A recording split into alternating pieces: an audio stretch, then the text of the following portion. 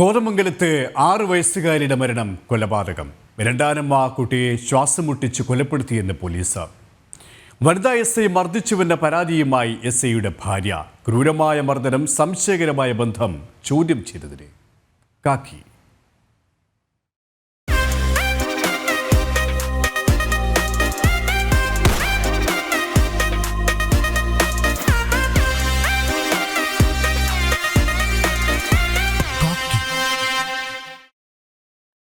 കോതമംഗലത്ത് 6 വയസ്സുകാരിയുടെ മരണം കൊലപാതകം. രണ്ടാനമ്മ കുട്ടിയെ ശ്വാസം മുട്ടിച്ച് കൊലപ്പെടുത്തിയെന്ന് പോലീസിന്റെ നിഗമനം. അജാസ് ഖാന്റെ മകൾ 6 വയസ്സുള്ള മുസ്കാനാണ് മരിച്ചത്. രണ്ടാനമ്മയുടെ കൂടെയായിരുന്നു കുട്ടി താമസിച്ചിരുന്നത്. രണ്ടാനമ്മ നിഷ, അച്ഛൻ അജാസ് ഖാൻ എന്നിവരെ പോലീസ് കസ്റ്റഡിയിലെടുത്ത് ചോദ്യം ചെയ്തു. ഇവരുമായി കിരൺ കുമാർ ചേരുകയാണ്. കിരൺ, അരിംകൊലയാണ്. 6 വയസ്സുള്ള കുഞ്ഞിനെയാണ് രണ്ടാനമ്മ ശ്വാസം മുട്ടിച്ച് കൊലപ്പെടുത്തിയത്. പോലീസിന്റെ അന്വേഷണത്തിൽ എന്തൊക്കെ കാര്യങ്ങളാണ് കണ്ടെത്തിയിരിക്കുന്നത്?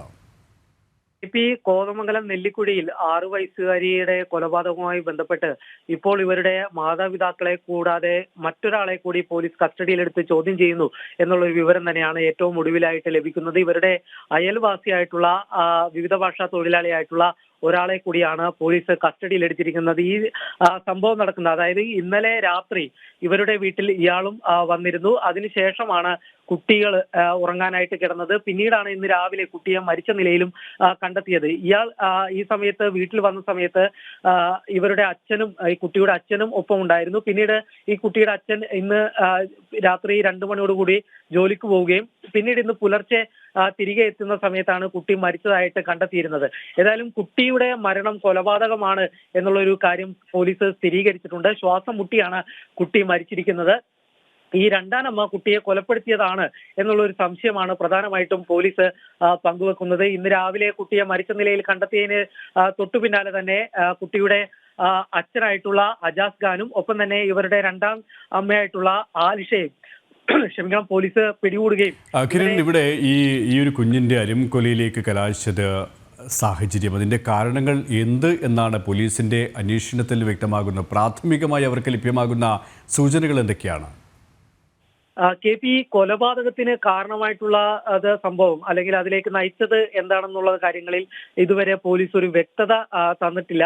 ഇപ്പോൾ പോലീസ് പറയുന്നത് ഈ സംഭവം കൊലപാതകമാണ് എന്നുള്ളൊരു കാര്യം തന്നെയാണ്. അതായത് ഇന്ന് രാവിലെ ഇവർ പോലീസിനെ അറിയിച്ചിരുന്നത് ഇന്നലെ രാത്രി ഉറങ്ങാൻ കിടന്നതിന് ശേഷം കുട്ടി രാവിലെ വിളിച്ച സമയത്ത് മരിച്ചു കിടക്കുകയായിരുന്നു എന്നുള്ളൊരു വിവരമാണ് ഇവർ അറിയിച്ചിരുന്നത്. എന്നാൽ സംശയത്തെ തുടർന്ന് പിന്നീട് പോസ്റ്റ്മോർട്ടം ചെയ്തപ്പോഴാണ് കുട്ടിയുടേത് കൊലപാതകമാണ് എന്നത് വ്യക്തമായത്. ശ്വാസം മുട്ടിച്ചാണ് കുട്ടിയെ കൊലപ്പെടുത്തിയത് എന്നും കണ്ടെത്തിയിരുന്നു. എന്നാൽ ഇവരുടെ മാതാപിതാക്കൾ ആദ്യം പറഞ്ഞിരുന്നത് രാത്രി അസ്വാഭാവികമായിട്ടുള്ള ഒന്നും തന്നെ കണ്ടിരുന്നില്ല, അത്തരത്തിൽ ശബ്ദങ്ങളോ ഒന്നും തന്നെ കേട്ടിരുന്നില്ല. 2 കുട്ടികൾ ഒരുമിച്ചാണ് കിടന്നിരുന്നത്. അതായത് ഇപ്പോൾ കൊല്ലപ്പെട്ടിട്ടുള്ള മുസ്കാൻ എന്ന കുട്ടിയും ഒപ്പം ഇവരുടെ ഇളയ കുട്ടിയായിട്ടുള്ള മറ്റൊരു കുട്ടിയും കൂടി ഒരുമിച്ചാണ് കിടന്നിരുന്നത്. എന്നാൽ ഇളയ കുട്ടിയും മറ്റ് ശബ്ദങ്ങളൊന്നും തന്നെ കേട്ടിട്ടില്ല. അതുകൊണ്ട് കുട്ടി ഉറക്കത്തിൽ മരിച്ചു എന്നുള്ളൊരു വിവരമാണ് ഇവർ അയൽവാസികളോടും പോലീസിനോടും പറഞ്ഞിരുന്നത്. പിന്നീട് പോലീസിന് തോന്നിയ സംശയത്തിന്റെ അടിസ്ഥാനത്തിൽ തന്നെയാണ് ഈ ഇരുവരെയും കസ്റ്റഡിയിലെടുക്കുകയും ചോദ്യം ചെയ്യുകയും ചെയ്തിരുന്നത്. ഇതിനിടയിൽ വൈകിട്ടോടു കൂടിയാണ് ഈ കുട്ടിയുടെ പോസ്റ്റ്മോർട്ടം റിപ്പോർട്ടും പുറത്തു വന്നത്. പോസ്റ്റ്മോർട്ടം റിപ്പോർട്ടിലാണ് ശ്വാസം മുട്ടിച്ച് കൊലപ്പെടുത്തിയതാണ് എന്നുള്ളൊരു വിവരം പുറത്തു വരുന്നത്. ഇതിനെ തുടർന്നാണ് ഇത് കൊലപാതകമാണ് എന്ന സ്ഥിരീകരണം നടത്തിക്കൊണ്ട് പോലീസ് അന്വേഷണം നടത്തി വന്നത്. ഇതിനിടയിലാണ് ഇപ്പോൾ മൂന്നാമതൊരാളെ കൂടി പോലീസ് കസ്റ്റഡിയിൽ എടുത്തിരിക്കുന്നത്. ഏതായാലും 3 പേരെയും ചോദ്യം ചെയ്തതിന് ശേഷം മാത്രമായിരിക്കും. കിരൺ, ഈ മൂന്നാമതൊരാളെ, ഇപ്പോൾ രണ്ടാനമ്മ, അച്ഛൻ ഇവരെയാണ് കസ്റ്റഡിയിലെടുത്തത്. ഇപ്പോൾ മൂന്നാമതൊരാളെ കൂടി കസ്റ്റഡിയിലെടുത്തു എന്ന് പറയുമ്പോൾ അതിലേക്ക് നയിച്ച സാഹചര്യങ്ങൾ, അതിലേക്ക് നയിച്ച സംശയങ്ങൾ, അതുമായി ബന്ധപ്പെട്ട് പോലീസ് എന്തെങ്കിലും കാര്യങ്ങൾ വ്യക്തമാക്കുന്നുണ്ടോ? അല്ലെങ്കിൽ പ്രദേശവാസികളോ ബന്ധുക്കളോ ആ രീതിയിൽ ഏതെങ്കിലും തരത്തിലുള്ള സംശയകരമായ രീതിയിൽ കാര്യങ്ങൾ വ്യക്തമാക്കുന്നുണ്ടോ? ഇവരുടെ ബന്ധുക്കളാരും തന്നെ ഇവിടെ ഇല്ല എന്നാണ് നമ്മൾ മനസ്സിലാക്കുന്നത്. ഇവർ UP സ്വദേശികളാണ്. എന്നാൽ കഴിഞ്ഞ ഏതാനും കുറെ വർഷങ്ങളായി തന്നെ ഇവർ കോതമംഗലത്ത് താമസിച്ചു വരികയാണ്. ഏതായാലും ഇവർക്ക് മറ്റ് തരത്തിലുള്ള ബന്ധുക്കളോ ഒന്നും തന്നെ ഇവിടെ കേരളത്തിലില്ല. കൂടാതെ തന്നെ അയൽവാസികളോട് ഇവർ പറഞ്ഞിരുന്നത് കുട്ടിയെ ഇങ്ങനെ രാവിലെ മരിച്ച നിലയിൽ കണ്ടെത്തുകയായിരുന്നു എന്നുള്ളൊരു കാര്യം മാത്രമാണ്. ഇവരും നാട്ടുകാരും അത്തരത്തിലുള്ള മറ്റ് സംശയങ്ങളൊന്നും തന്നെ പ്രകടിപ്പിക്കുന്നില്ല. എന്നിരുന്നാൽ പോലും ഇന്ന് ഈ മൂന്നാമത് കസ്റ്റഡിയിൽ എടുത്തിരിക്കുന്ന ആള് ഇത് ഇവരുടെ കുടുംബ സുഹൃത്താണ് എന്നാണ് മനസ്സിലാക്കാൻ സാധിക്കുന്നത്. ഇയാളും UP സ്വദേശി തന്നെയാണ്. ഇവർ ഇന്നലെ ഒരുമിച്ച് കൂടിയിട്ടുണ്ടായിരുന്നു. ഒരുമിച്ച് ഭക്ഷണം കഴിച്ചതിന് ശേഷമാണ് ഇരുവരും ഈ വീട്ടുകാരും ഒപ്പം തന്നെ ഈ അയൽവാസിയായിട്ടുള്ള ആളും പിരിഞ്ഞത്. അതിനുശേഷമാണ് കുട്ടിയെ മരിച്ച നിലയിൽ കാണുന്നത്. എന്നിരുന്നാൽ പോലും ഇതിന്റെ കൊലപാതകത്തിലേക്ക് നയിച്ചത് അത് ആരൊക്കെ ഈ ഇതിൽ നേരിട്ട് പങ്കെടുത്തിട്ടുണ്ട് അല്ലെങ്കിൽ പങ്കാളികളായിട്ടുണ്ട് എന്ന കാര്യങ്ങളിലൊക്കെ ഇനിയും വ്യക്തത ലഭിക്കേണ്ടതുണ്ട്. ഏതായാലും പോലീസിന്റെ അന്വേഷണത്തിൽ ആ കാര്യങ്ങൾ കൂടി വൈകാതെ വെളിപ്പെടുത്തും എന്ന് തന്നെയാണ് മനസ്സിലാക്കാൻ സാധിക്കുന്നത്. 6 വയസ്സുകാരിയുടെ അരുംകൊലയിൽ 3 പേരാണ് ഇപ്പോൾ കസ്റ്റഡിയിലായിരിക്കുന്നത്. കിരൺ കുമാറാണ് വിവരങ്ങൾ നൽകിയത്. വനിതാ SI ക്രൂരമായി മർദ്ദിച്ചുവെന്ന SIയുടെ ഭാര്യയുടെ പരാതിയിൽ കൊല്ലം പരവൂർ പോലീസ് കേസെടുത്തു. ഭർത്താവായ വർക്കല SIയും വനിതാ SIയും തമ്മിലുള്ള ബന്ധം ചോദ്യം ചെയ്തതാണ് മർദ്ദനത്തിൽ കലാശിച്ചത്. മർദ്ദനത്തിന് കൂട്ടുന്നതിനും സ്ത്രീധനം കൂടുതൽ ആവശ്യപ്പെട്ടതിനും ഭർത്താവായ വർക്കല SIക്കും കുടുംബത്തിനുമെതിരെയും പോലീസ് കേസെടുത്തിട്ടുണ്ട്.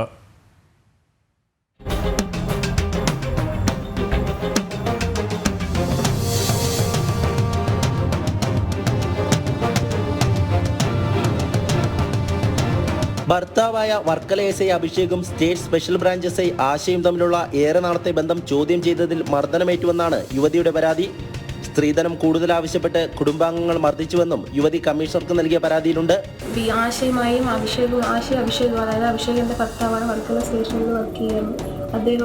അദ്ദേഹവും ആശയമായിട്ടുള്ള ഈ ഒരു ബന്ധം ജീവിതം നശിപ്പിച്ചു കഴിഞ്ഞതാണ്. ഇനിയും എന്നെ എന്തെങ്കിലും ചെയ്യും, എൻ്റെ അച്ഛനെയും അനിയത്തെയും കള്ളക്കേസിൽ കുടുക്കി എൻ്റെ ജീവിതം വരെ നശിപ്പിക്കും എന്നുള്ള അവസ്ഥ എനിക്ക് പൂർണ്ണമായും ബോധ്യപ്പെട്ടതിനെ തുടർന്നാണ് ഇപ്പോൾ ഞാൻ പോലീസിൽ അഭയം പ്രാപിച്ചിരിക്കുന്നത്.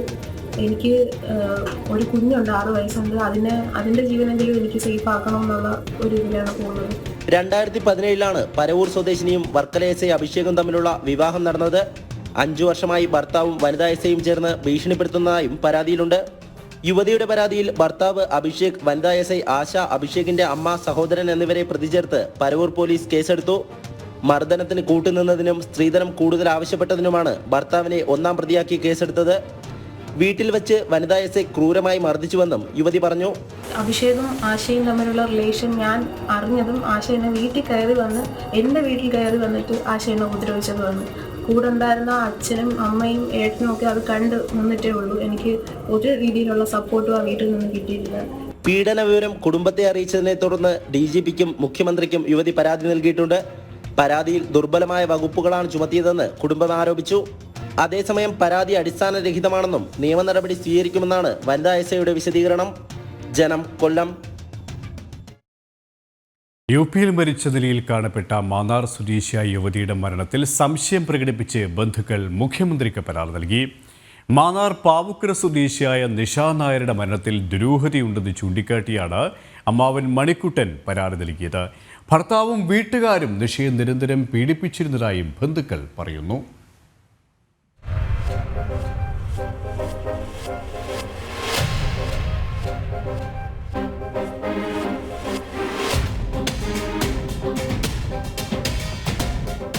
കഴിഞ്ഞ 13-നാണ് മാന്നാർ സ്വദേശിയും UPയിൽ അധ്യാപികയുമായ നിഷ നായരെ UPയിലെ വീട്ടിൽ തൂങ്ങി മരിച്ച നിലയിൽ കണ്ടെത്തിയത്. ഉത്തർപ്രദേശിൽ സ്ഥിരതാമസമാക്കിയ ചിറയനാട് സ്വദേശിയും അധ്യാപകനുമായ അജിത് കുമാറിന്റെ ഭാര്യയാണ് നിഷ. മുമ്പ് 2 വിവാഹങ്ങൾ കഴിച്ച അജിത് കുമാർ ഇക്കാര്യം മറച്ചുവെച്ചാണ് നിഷയെ വിവാഹം ചെയ്തതെന്നും നിഷയെ നിരന്തരം മാനസികവും ശാരീരികവുമായി പീഡിപ്പിച്ചിരുന്നതായും അമ്മാവൻ മണിക്കുട്ടൻ നൽകിയ പരാതിയിൽ പറയുന്നു. ഭർത്താവിന്റെ മാതാപിതാക്കൾ കമ്പിവടി കൊണ്ട് അടിക്കുന്നതുൾപ്പെടെയുള്ള പീഡനങ്ങൾക്ക് നിഷ ഇരയായിരുന്നതായും പരാതിയിലുണ്ട്. ഭർത്താവിന്റെയും വീട്ടുകാരുടെയും പീഡനങ്ങളും ഭീഷണികളും തുടർന്നതോടെ ഈ മാസം 12-ന് നിഷ നായർ UP പോലീസിൽ പരാതി നൽകി. തുടർന്ന് പോലീസ് വീട്ടിലെത്തി അന്വേഷണം നടത്തി. പോലീസ് വീട്ടിലെത്തിയതോടെ പ്രകോപിതരായ ഭർത്താവും മാതാപിതാക്കളും ചേർന്ന് വധഭീഷണി മുഴക്കിയിരുന്നതായി നിഷ നാട്ടിലുള്ള ചില ബന്ധുക്കളെ ഫോണിൽ വിളിച്ചറിയിച്ചിരുന്നു. അന്ന് രാത്രിയിലാണ് നിഷയെ തൂങ്ങി മരിച്ച നിലയിൽ കണ്ടെത്തിയത്. രാത്രി 11:20-ന് താൻ നിഷയെ ഫോണിൽ ബന്ധപ്പെട്ടിരുന്നതായും അപ്പോൾ ജീവനൊടുക്കുന്ന യാതൊരു സൂചനകൾ ഉണ്ടായില്ലെന്നും അമ്മാവൻ പറയുന്നു. മനുഷ്യാവകാശ കമ്മീഷനെ വിളിച്ചറിയിച്ചു കഴിഞ്ഞുള്ള പോലീസുകാർ അവിടെ ചെന്നു കഴിഞ്ഞിട്ട് അവർ ക്വസ്റ്റ്യൻ ചെയ്തിട്ട് തിരിച്ചുപോയി. അവരുടെ അച്ഛനും അമ്മയും ഏതാണ്ടൊക്കെ മോശമായിട്ട് അവരെ പറ്റി പറഞ്ഞു കൊടുക്കുകയൊക്കെ ചെയ്ത് അവർ പറഞ്ഞ് നാളെ രാവിലെ പോലീസ് സ്റ്റേഷനിൽ വരിക, റിപ്പോർട്ട് ചെയ്യുക, നമുക്ക് എന്താണെന്ന് ചെയ്യാമെന്ന് പറഞ്ഞു. ഇതാണ് എന്നോട് പറഞ്ഞ കുറേ കഥകൾ. നിഷയുടെ മരണത്തെക്കുറിച്ചുള്ള അന്വേഷണത്തിന് സർക്കാരിന്റെ ഭാഗത്തു നിന്ന് ഇടപെടലുകൾ ഉണ്ടാവണമെന്നാണ് മുഖ്യമന്ത്രിക്ക് നൽകിയ പരാതിയിലെ ആവശ്യം. 39-കാരിയായ നിഷയ്ക്ക് 10ഉം 5ഉം വയസ്സുള്ള 2 മക്കളുണ്ട്.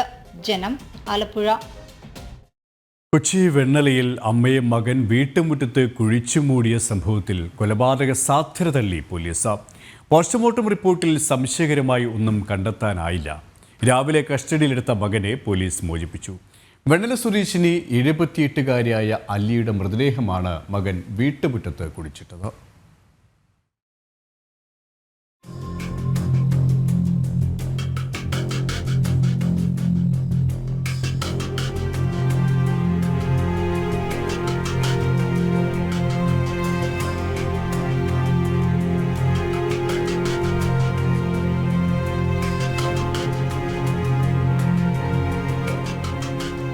ഉദ്യോഗജനകമായ മണിക്കൂറുകൾക്കൊടുവിലാണ് കൊലപാതകമെന്ന് സംശയിച്ച സംഭവത്തിൽ വ്യക്തത ലഭിച്ചത്. മരിച്ച അമ്മയുടെ മൃതദേഹം മദ്യലഹരിയിലായ മകൻ വീട്ടുമുറ്റത്ത് കുഴിയെടുത്ത് മൂടുകയായിരുന്നുവെന്നാണ് കണ്ടെത്തൽ. പോസ്റ്റ്മോർട്ടം പരിശോധനയിലും മൃതദേഹം ഇൻക്വസ്റ്റ് ചെയ്യുമ്പോഴും സംശയകരമായ ഒന്നും കണ്ടെത്താൻ കഴിഞ്ഞില്ല. തുടർന്ന് സംഭവത്തിനു പിന്നാലെ കസ്റ്റഡിയിലായ മകൻ പ്രദീപിന്റെ മൊഴി പോലീസ് ശരിവെക്കുകയായിരുന്നു. മരിച്ച അമ്മയെ താൻ കുഴിച്ചിടുകയാണ് ഉണ്ടായതെന്നായിരുന്നു പ്രദീപ് പോലീസിനോട് പറഞ്ഞിരുന്നത്.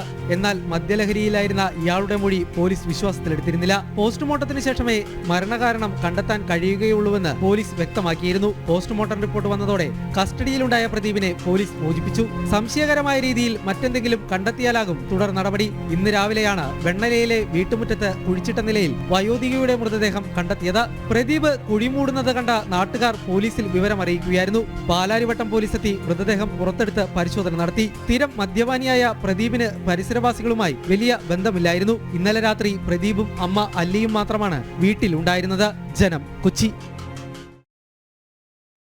ക്രിസ്മസ് പുതുവത്സരാഘോഷവേളയിൽ ലഹരിക്കടത്ത് തടയാൻ നിരീക്ഷണം ശക്തമാക്കിയ എക്സൈസും പോലീസും. പരിശോധനകൾ ശക്തമായതോടെ ചെറിയ അളവിലുള്ള നിരവധി ലഹരി കേസുകൾ പിടികൂടിയിട്ടുണ്ട്.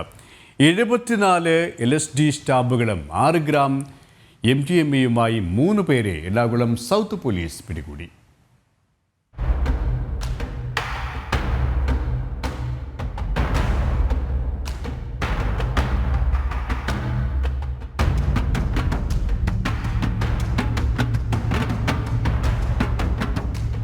ക്രിസ്തുമസ് പുതുവത്സരാഘോഷങ്ങൾ ലഹരിയിൽ മുക്കാൻ വൻതോതിൽ സിന്തറ്റിക് ലഹരിയും മറ്റ് ലഹരി വസ്തുക്കളും എത്തുമെന്ന സൂചനയിൽ എക്സൈസ് പോലീസ് സംഘങ്ങൾ വ്യാപക പരിശോധനകളും നിരീക്ഷണവുമാണ് ഏർപ്പെടുത്തിയിരിക്കുന്നത്. രാത്രികാല പരിശോധനകളിലും ലഹരി ഇടപാടുകാർക്കായി വലവിരിച്ചിട്ടുണ്ട്. ഇതിനിടെയാണ് ചെറിയ അളവിലുള്ള ലഹരി വസ്തുക്കൾ പിടികൂടിയ സംഭവങ്ങൾ. ക്രിസ്തുമസ് പുതുവത്സരാഘോഷങ്ങൾക്കായി ലഹരിക്കടത്ത് നടത്തിയ മലപ്പുറം സ്വദേശി മുഹമ്മദ് റാഫി, ചോറ്റാനിക്കര സ്വദേശി കൃഷ്ണചന്ദ്രൻ, അങ്കമാലി സ്വദേശി മെൽജോ എന്നിവരെയായിരുന്നു എറണാകുളം സൗത്ത് പോലീസ് പിടികൂടിയത്. 74 LSD സ്റ്റാമ്പുകളും 6 ഗ്രാം MDMAയുമാണ് ഇവരിൽ നിന്ന് പിടിച്ചെടുത്തത്. സ്ഥിരം ലഹരി ഇടപാടുകാരെ കരുതൽ തടങ്കിലാക്കാനുള്ള പിറ്റ് നിയമവും ശക്തമായി പ്രയോഗിക്കുന്നുണ്ട്. സ്ഥിരമായി ലഹരി മരുന്ന് ഉപയോഗം, വിൽപ്പന എന്നിവയിൽ ഏർപ്പെടുന്നവരെ കരുതൽ തടങ്കലിൽ വയ്ക്കുന്നതിനുള്ള പിറ്റ് NTPS ആക്ട് പ്രകാരം മട്ടാഞ്ചേരി സ്വദേശികളായ ഷമീർ, തൗഫീഖ് എന്നിവരെയാണ് ജയിലിലടച്ചത്. ലഹരി കേസുകളിൽ നിരവധി തവണ ജയിൽവാസം അനുഭവിച്ചവരാണിവർ. പരിശോധന ഊർജിതമാക്കുന്നതോടെ ലഹരി സംഘങ്ങൾ ഉൾവലിയുമെന്നാണ് പോലീസും എക്സൈസും കരുതുന്നത്. ജനം, കൊച്ചി. വയനാട് പയ്യമ്പള്ളിയിൽ വനവാസി യുവാവിനെ റോഡിലൂടെ വലിച്ചിഴച്ച സംഭവത്തിൽ ഒളിവിലായിരുന്ന 2 പ്രതികളെ കൂടി പോലീസ് അറസ്റ്റ് ചെയ്തു. നബീൽ, വിഷ്ണു എന്നിവരെയാണ് മാനന്തവാടി പോലീസ് അറസ്റ്റ് ചെയ്തത്. ഇതോടെ അക്രമി സംഘത്തിലെ 4 പേരും പിടിയിലായി.